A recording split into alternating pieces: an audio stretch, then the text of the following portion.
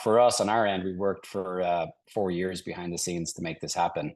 And it's tricky, and you're trying to project out 10 years from now and what things will be like, and what do you need and what do they need. And it's a lot. And, behind the scenes, I got to give a ton of credit to the organizing committee and our team here and the holding family. And it's a lot. And yeah, Snowbasin, not just as a venue, it's a very big venue in this because we now host all of the Alpine events. And so it's a bigger footprint than what we even had in 2002. And so my friends at Deer Valley and Park City, I texted them this morning, the GMs there, and I was like, all right, we all retiring at 2033. Like, how's this, how's this going to go? But they're great people and great mountains that we have here in Utah, and it's exciting. Yeah, quite the group to all be involved together. Three gems, if you will. Yeah. So put the future hat on real quick. You say it's hard to predict, but I've seen the pictures from '02. The place was electric. 10 years from now, how different do things look at Snowbasin? Well, I mean, for the guests that are here, visiting from around the world and our guests locally, we will have improved almost or new like 7 new lifts in a short amount of time. I imagine, the resorts, we could do the Olympics tomorrow. And that's what's great about this bid. And I think what really took us over the finish line is trying to prove a point that there's these properties that can be reused, especially what we did in 2002.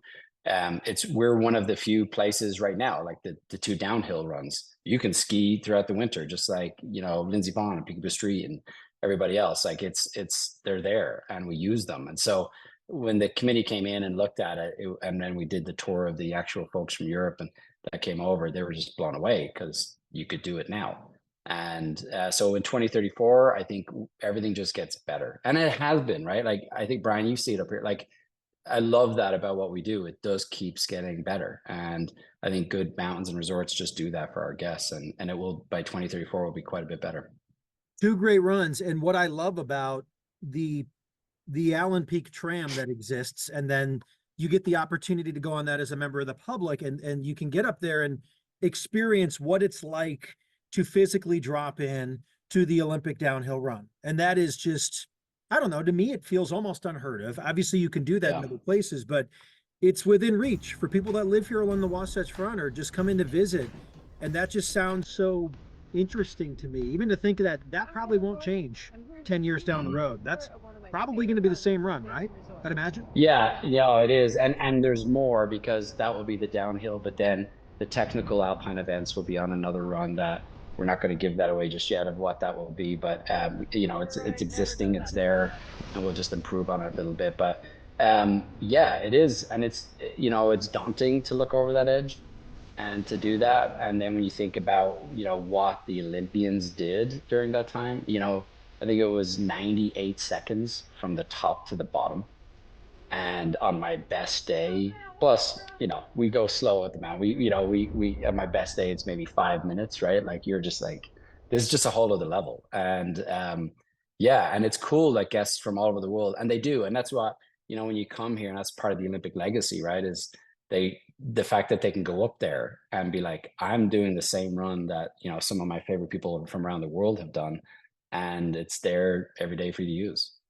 You and your role, what's it like to look back at the pictures from '02, whether it's the amount of people that were there or the picture you guys use all the time that I've used as well of somebody in the starting gate, right? What Yeah. is it like to look at that and realize what it was like in '02? It's 22 years later, and then obviously where things will look in 2034.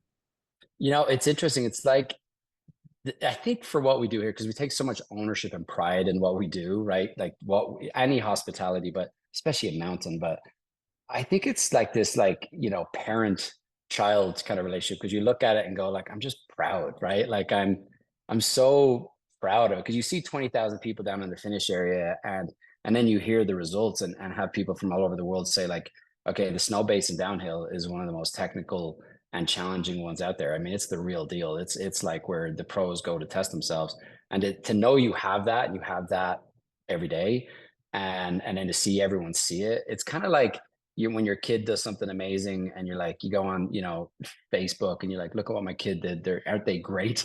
And it's like that because you want people to see how great it is and how exceptional it is. And we have people that just come up all the time just to look at the beauty of this place.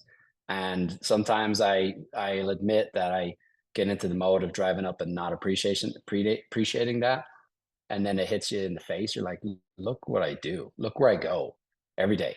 And yeah, it's a huge amount of pride. That's the best way to describe it. Have you had people that want to volunteer already?